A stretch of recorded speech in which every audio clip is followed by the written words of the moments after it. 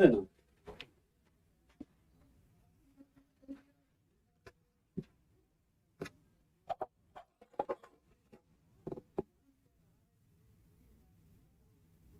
Hello everyone, कैसे हैं आप लोग। स्वागत है आपका Exampur CDS CAPF exam prep पर। मैं आपका जीएस मेंटर ज्ञान प्रकाश झा आपके सामने हाजिर हूं ये बताने के लिए कि जो इंडियन पॉलिटी है, ये इंडियन पॉलिटी आपके सीडीएस का पेपर हो या सीएपीएफ का पेपर हो या फिर कोई भी एग्जाम है, उसके लिए काफी एक इम्पॉर्टेंट ये सब्जेक्ट है। यहां से आपके पेपर में लगभग 20 के आसपास सवाल बनते हैं। अगर हम पिछले पेपर को एनालाइज करें, सीडीएस या सीएपीएफ के पेपर को, वहां पर लगभग आपके 20 के आसपास सवाल बनते हैं इंडियन पॉलिटी से। और जब इंडियन पॉलिटी की बात करते हैं दोस्तों, तो यहाँ पर कुछ ऐसे इंपॉर्टेंट टॉपिक्स हैं, ऐसे कुछ महत्वपूर्ण टॉपिक्स हैं जिसको अगर आप कवर कर लेते हैं तो इन्हीं टॉपिक से आपके लगभग 80 to 90% क्वेश्चन बनते हैं। यानी कि अगर आपने इन टॉपिक्स को कवर कर लिया तो इन टॉपिक्स से आप आराम से 15 के आसपास सवाल करके जाएंगे। ठीक है, इजीली कर लेंगे। तो हम लोग दोस्तों उन्हीं टॉपिक्स की आज चर्चा करेंगे कि ये 10 टॉपिक्स कौन कौन से हैं, उसकी हम लोग बात करेंगे। ठीक है, तो चलिए इंडियन पॉलिटी के महत्वपूर्ण टॉपिक्स की बात करते हैं। और मैं यहां पर आपको सिर्फ ये 10 टॉपिक बताऊंगा। इस 10 टॉपिक को अगर आपने अच्छे से कवर कर लिया तो आप कोई भी एग्जाम देंगे, सीडीएस सीएपीएफ या कोई भी, तो उसमें आप आराम से 80 to 90% क्वेश्चन इजिली करके आएंगे। तो दोस्तों सबसे पहला टॉपिक है हमारा प्रियम्बल, प्रस्तावना। ये जो है बहुत इंपॉर्टेंट टॉपिक है। यहां से हर वर्ष देखा गया है कि आपके पेपर में एक आध सवाल यहां से बनते हैं। जैसे प्रियम्बल के क्या मतलब, कहां से लिया हमने प्रियम्बल, प्रियम्बल में किस किस प्रकार की बातें करी गई है, कितने प्रकार के जस्टिस की, कितने प्रकार की लिबर्टी की, इक्वलिटी की, फ्रैटर्निटी का ये जो कॉन्सेप्ट है कहां से लिया हमने, प्रियम्बल के बारे में अलग अलग जो थिंकर्स हैं उन्होंने क्या क्या बातें कही है, इससे रिलेटेड जो केसेस हैं जैसे बेरूबारी केस है, इसके बाद केशवानंद भारती केस है। ऐसे सवाल यहां से आपके प्रियम्बल से पूछे जाते हैं। तो ये प्रियम्बल का आपको, प्रियम्बल जो है इसने आपको अच्छे से कवर कर लेना है इस टॉपिक को, क्योंकि यहां से आपका एक सवाल देखने को पेपर में मिलता है। दूसरे टॉपिक की बात करें दोस्तों, तो दूसरा टॉपिक कौन सा है जहां से कि आपके पेपर में सवाल बनेगा, वो है दोस्तों फंडामेंटल राइट्स, मौलिक अधिकार। यहां से आपके पेपर में हर वर्ष एक या एक से अधिक 2 सवाल आपको देखने को मिलते हैं पेपर में हर वर्ष। तो ये जो फंडामेंटल राइट है, जो हमारे संविधान के भाग 3 में, पार्ट 3 में आर्टिकल 12 से आर्टिकल 35 के बीच में है, इसमें भी जो इंपॉर्टेंट फंडामेंटल राइट्स हैं, जैसे मैं बात करूं आर्टिकल 15 है, आर्टिकल 16 है, आर्टिकल 20 है, 21 है, आर्टिकल 14 है ना, आर्टिकल 21, उसके बाद फिर 21A है। ऐसे जो आर्टिकल्स हैं 23 एंड 24 है, ये आर्टिकल 22 है, यहां से आपसे ज्यादातर सवाल बनते हैं। तो फंडामेंटल राइट्स एक ऐसा टॉपिक है जहां से आपने सवाल बनना ही बनना है। आपके एग्जाम में 102 सवाल हर वर्ष पूछा ही जाता है। और ये एक आपका 12 से 35 तक अगर आर्टिकल आप अच्छे से कवर करके जाओगे, इससे रिलेटेड कुछ केसेस हैं आप उसे देख कर जाओगे, तो यहाँ के सवाल आप इजिली आराम से कर लेंगे। इसके बाद दोस्तों हम तीसरे टॉपिक की बात करें तो तीसरा टॉपिक है DPSP, directive principles of state policy. ये जो directive principles of state policy की जब बात करते हैं तो ये हमारे संविधान के भाग 4 में आर्टिकल 36 से आर्टिकल 51 तक मौजूद है। हर वर्ष सीडीएस हो या सीएपीएफ हो, हर वर्ष यहां से एक सवाल देखने को मिलता है आपके पेपर में। और डीपीएसपी के साथ साथ याद रखिएगा, इसी से संबंधित एक बहुत छोटा सा टॉपिक है, वो है दोस्तों फंडामेंटल ड्यूटीज। जो फंडामेंटल ड्यूटीज है ना, इसमें बस आपको जो 11 ड्यूटीज दिए गए हैं, बस इन ड्यूटीज को आप पढ़ लेंगे। ये 11 ड्यूटीज आप जो है इसको आप पढ़ लेंगे, ये आपका 1 नंबर आपको दिलवा के जाएगा पेपर में। ये 11 ड्यूटी जो भी है फंडामेंटल ड्यूटीज में 11 कर्तव्य, इसको अगर आप करके जाते हैं, इसको अगर आप पढ़ के जाते हैं, तो आपके एक सवाल पक्का है पेपर के अंदर। तो डीपीएसपी को आप करके जाएं।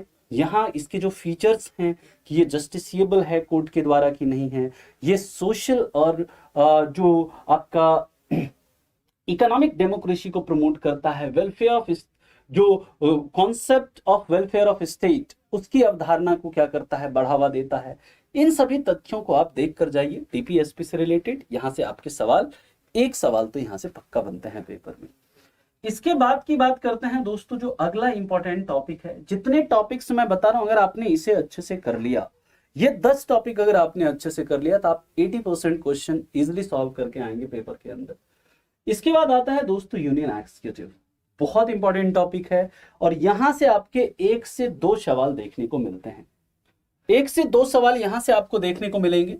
2 सवाल आप मान लीजिए कि यहां से आपको देखने को मिलेंगे। जैसे प्रेसिडेंट है, प्रेसिडेंट से रिलेटेड सवाल पूछे जाते हैं। प्रेसिडेंट के पावर्स क्या क्या हैं, प्रेसिडेंट का लेजिस्लेटिव पावर क्या क्या है, जुडिशियरी पावर क्या क्या है ना। प्रेसिडेंट का जो इलेक्शन है, जैसे इस बार की अगर मैं बात करूं, अभी इस बार चुनाव होने वाला है प्रेसिडेंट का और वाइस प्रेसिडेंट का, तो यहां से इस बार एक सवाल आपका बनना ही बनना है पेपर में। तो प्रेसिडेंट इस बार तो 1 से 2 सवाल प्रेसिडेंट से बनेंगे ही बनेंगे। वाइस प्रेसिडेंट है, प्राइम मिनिस्टर है, काउंसिल ऑफ मिनिस्टर है, और यहीं पर दोस्तों आ जाता है, इसी में आ जाता है एक अटॉर्नी जनरल ऑफ इंडिया, जिसका वर्णन मिलता है किसमें, आर्टिकल 76 में। तो ये जो टॉपिक्स हैं, यहां से आपके लगभग 2 सवाल पेपर के अंदर बनते हैं, ये बनना ही बनना है। तो इस टॉपिक्स को आप अच्छे से कवर करके जाइए। यूनियन एग्जीक्यूटिव जो कि हमारे किसमें है, पार्ट 5, कॉन्स्टिट्यूशन का जो पार्ट 5 है, वहां पर हमें मिलता है ये यूनियन एग्जीक्यूटिव की बात हमें मिलती है। इसके बाद की बात करते हैं, जो अगला टॉपिक जो आपका इंपॉर्टेंट है वो पार्लियामेंट। पार्लियामेंट से भी लगभग आपके 2 सवाल, पार्लियामेंट से भी आपके याद रखेंगे कितने सवाल बनते हैं, यहां से भी आपके 2 क्वेश्चन पूछे ही जाते हैं।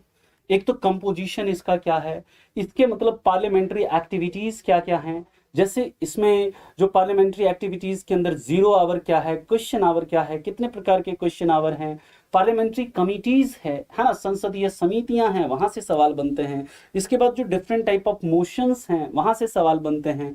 प्रेजाइडिंग ऑफिसर्स जो हैं पार्लियामेंट के, वहां से सवाल बनते हैं, है ना।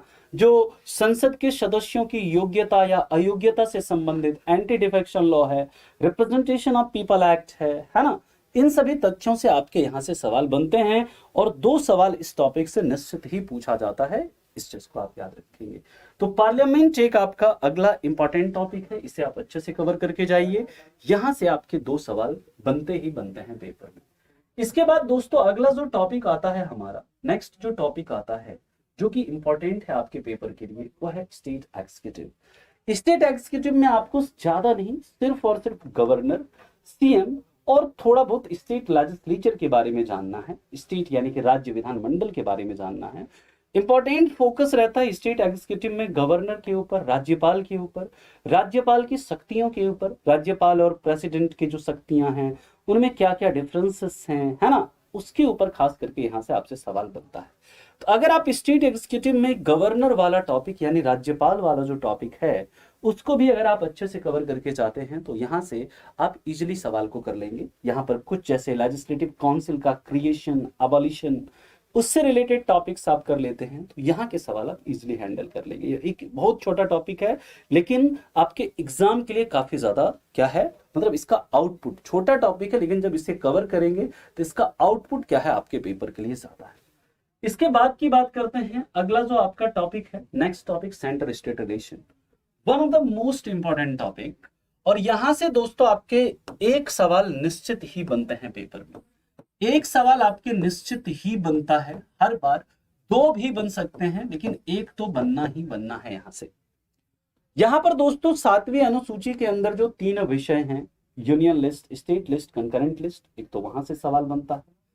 दूसरा आपकी जो लेजिस्लेटिव रिलेशन है, फाइनेंशियल रिलेशन है, एग्जीक्यूटिव रिलेशन है ना, कि किस पर कानून कौन बनाएगा, किस पर कौन लागू करेगा, है ना, रेजिडुअरी पावर किसके पास है, कब कब सेंटर ज्यादा पावरफुल हो जाती है स्टेट से, इस तरह के सवाल आपसे बनते हैं। और इसी सेंटर स्टेट रिलेशन में ही आप पढ़ेंगे फेडरलिज्म के बारे में, जो संघात्मक प्रावधान क्या क्या हैं, यूनिटरी प्रावधान क्या क्या हैं, है ना, किन किन परिस्थितियों में सेंटर स्टेट के सब्जेक्ट पर कानून बना सकता है। ऐसे टॉपिक्स यहाँ पर आप केंद्र राज्य संबंध में पढ़ते हैं, और यहां से आपके पेपर में 1 सवाल निश्चित ही पूछा जाता है, 2 भी आपके पूछे जा सकते हैं, है ना। इसके बाद की बात करें दोस्तों, जो अगला टॉपिक है हमारा, नेक्स्ट टॉपिक जो कि आपके लिए बहुत इंपॉर्टेंट है, वो है supreme court and high court.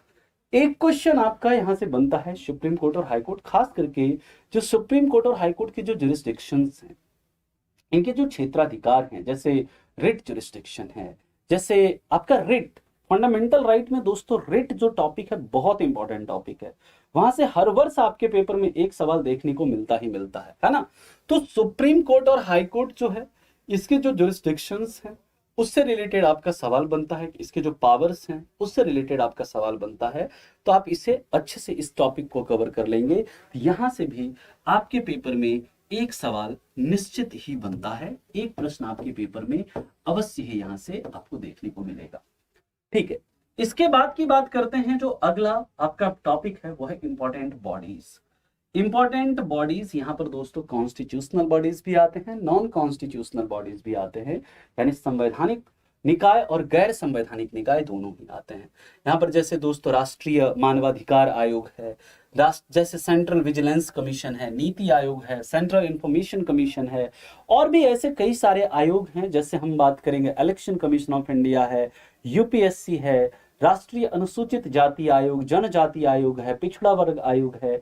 ऐसे जो इंपॉर्टेंट कमिटीज हैं, यहां से आपके पेपर में एक सवाल निश्चित ही पूछा जाता है। तो ये भी आपका एक इंपॉर्टेंट टॉपिक है, ये भी एक बहुत महत्वपूर्ण टॉपिक है। इस टॉपिक को भी आप कवर करके जाएंगे। और इसके बाद हम बात करेंगे दोस्तों सबसे लास्ट टॉपिक की, जहां से एक सवाल आपको निश्चित देखने को मिलेगा पेपर में, वो है दोस्तों लोकल गवर्नमेंट। लोकल गवर्नमेंट, यहां से भी आपको एक से दो क्वेश्चन आपको यहां से भी देखने को मिलता है लोकल गवर्नमेंट से, जिसमें कि आपसे ग्राम पंचायत और म्युनिसिपैलिटीज, नगर पालिकाएं, इससे रिलेटेड आपको सवाल देखने को मिलता है। तो नगर पालिका और ग्राम पंचायत, इसको क्या क्या पावर्स दिए गए हैं, 73वां संविधान संशोधन, 74वां संविधान संशोधन, नगर निगम, नगर पालिका, है ना, ऐसे जो मतलब मुद्दे हैं कि कितना कार्य दिया गया है, जो लोकल गवर्नमेंट में जो ग्राम पंचायत है उसका गठन कैसे होता है, उसका चुनाव कैसे होता है, ये सारी चीजें आपके यहाँ से पूछी जाती है। तो ये दोस्तों 10 टॉपिक्स हैं, जिसको अगर आप कवर कर लेते हैं, मैं फिर से इन 10 टॉपिक को एक बार आपको जल्दी में दिखा दूं तेजी से। तो देखिए, पहला टॉपिक क्या है, प्रियम्बल, दूसरा है फंडामेंटल राइट, तीसरा है डीपीएसपी, इसी में आपको फंडामेंटल ड्यूटीज भी याद रखना है, यूनियन एग्जीक्यूटिव जिसमें president, vice president, prime minister and council of minister है, फिर आपका पार्लियामेंट है, फिर आपका स्टेट एग्जीक्यूटिव है, इसके बाद सेंटर स्टेट रिलेशन है, and supreme court and high court है, फिर इंपॉर्टेंट बॉडीज हैं और लोकल गवर्नमेंट है।